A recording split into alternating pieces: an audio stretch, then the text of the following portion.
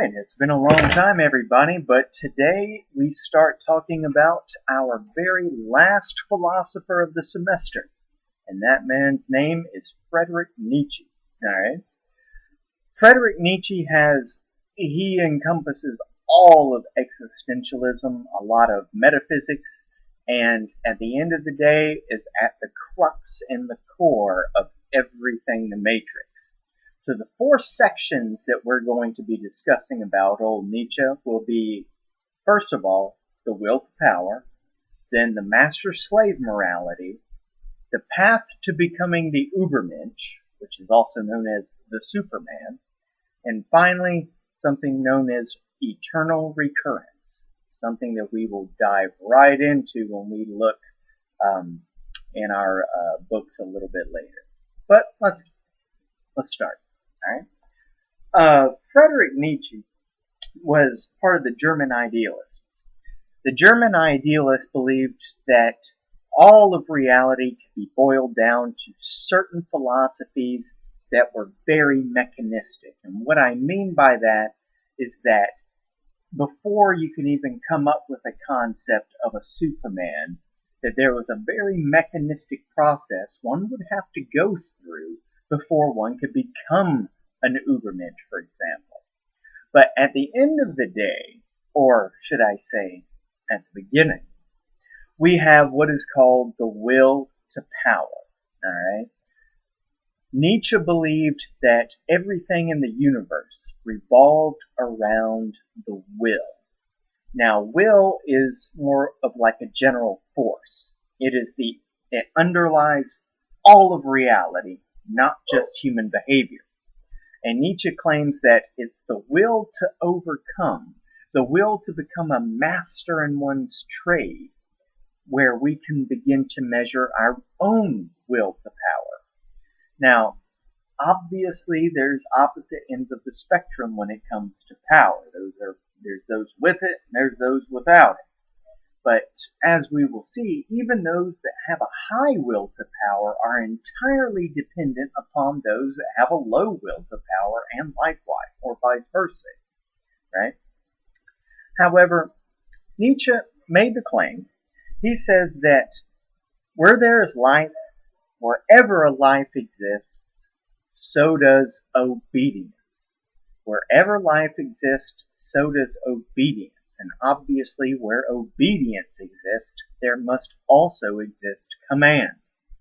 Thus, the urge to command, the will to overcome, and to master everything is not just a mere characteristic of life, it's the core of life itself. And so, Nietzsche said that unless you have a high will to power, you are what is identified as a member of the herd.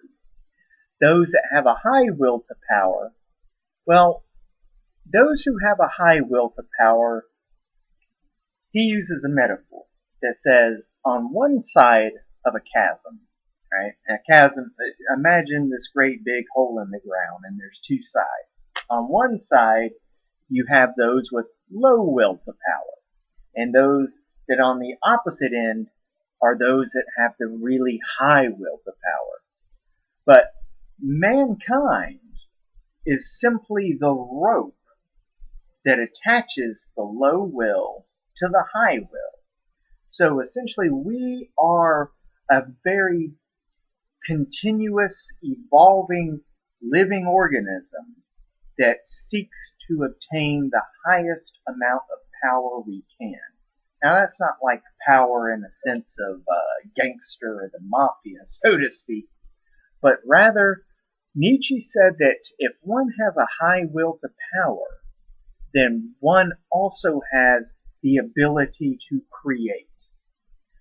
High will to power is synonymous with the ability to create. If, anybody can memorize, regurgitate, and be a parrot, right? Those are what you call low will to power folks.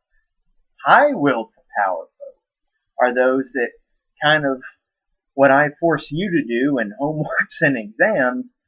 I want you to not only know the topic, but I want to see you be able to master it by applying it to the various trilogy of the Matrix. Alright? But nonetheless, these fleshy, meaty vessels that we compose is all driven by will. Alright? And Aristotle, if we remember back to what Aristotle said, he said that reason is the source and one identifying characteristic of a human being. Well, Nietzsche says, well, pooh-pooh to that, reason is and ought to be a slave to one's ego. Why does he emphasize the ego so much? Well, because all reason does, besides the wonders that it does do over the last semester that we've studied reason and all that kind of stuff, it does do that. But at the end of the day, Nietzsche said that reason does nothing more than maintain the status quo, at least, or maintains what should be the status quo. But one's ego, that's what allows creation to occur. That's when you sit back and go, is this all that life has to offer? Is this it? Well, if the answer is yes, you have a low will to power.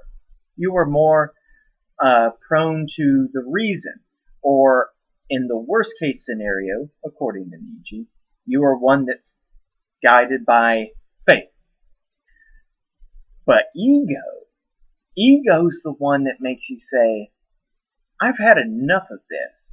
I'm going to go out there and I'm going to create. I'm going to go out there and I'm going to start a family. I'm going to go out there and create poetry. I'm going to go out there, paint art. I'm going to go build, sculpt, what have you. Create philosophy. That requires a very high will to power. That requires a very high sense of ego.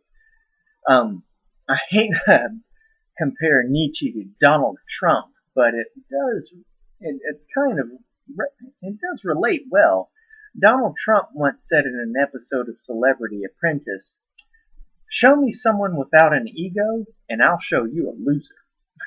And that's kind of what Nietzsche's saying. He's saying that if you don't have an ego, then you do not have the ability to create. Or if you do, it's derivative or it's kind of like a copy. And the best you can do is parrot what somebody else has said. So, at the end of the day, what we need to take away from the will to power is that it is the core of life itself. Either you got it and you create, or you don't have it and you follow. And that will lead to our next video about Nietzsche's master-slave morality.